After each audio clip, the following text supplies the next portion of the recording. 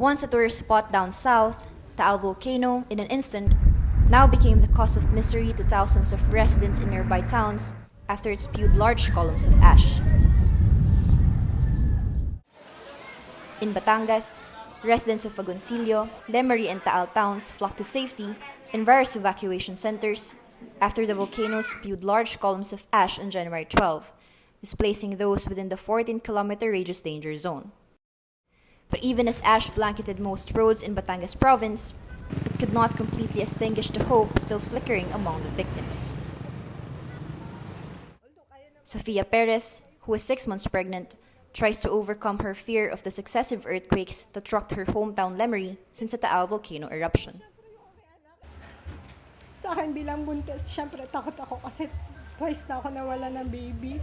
Ito yung third time. Yung last time na nagbuntis ako, nalaglag din siya dahil sa paglindol. So, sobrang trauma na sa akin, phobia na yung lindol. Kaya na, kailangan paglaban kasi gusto ko makita niya yung mundo eh.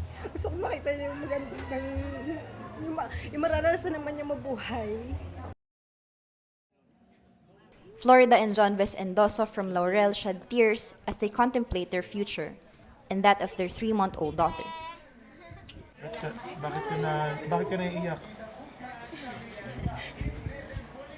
Kasi ang aking isda aking kung hanap po natapon mo ang isda.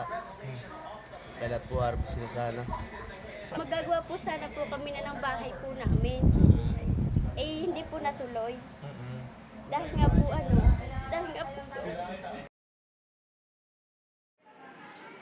On Tuesday, staff of the Inquirer group of companies visited the Lumbang, Calzada, and Batangas Elementary School in Calaca, Town, Batangas to hand out relief goods, which were brought from the donations to the Inquirer Foundation. In this evacuation site in Lumbang, Calzada, victims hold a corporate prayer every 6 in the afternoon, asking for intervention for the situation in the province to return to normal. Lola Romana Perez, who was with her 70-year-old bedridden husband, said evacuees like her could not have survived the disaster if not for the timely assistance extended by relief organizations. Marami po salamat sa mga tumulong sa amin. Walang katapusang pasasalamat. Opo, Diyos ko po. Marami po salamat po. Calaca town was not directly affected by the Taal Volcano, but according to Lumbang Calzada village captain JASMIN Malabanan, its residents chose to provide temporary shelters to victims since they share one province after all. Ang ano lang po namin ngayon, bangon Batangas. Kumbaga, bangon Batangas dahil handang merong nasasalanta, kami po ay handang tumulong po sa kanila. Latest data from the National Disaster Risk Reduction and Management Council shows that over 38,000 families or over 148,000 individuals have been evacuated since the Taal Volcano's phreatic or steam-driven eruption.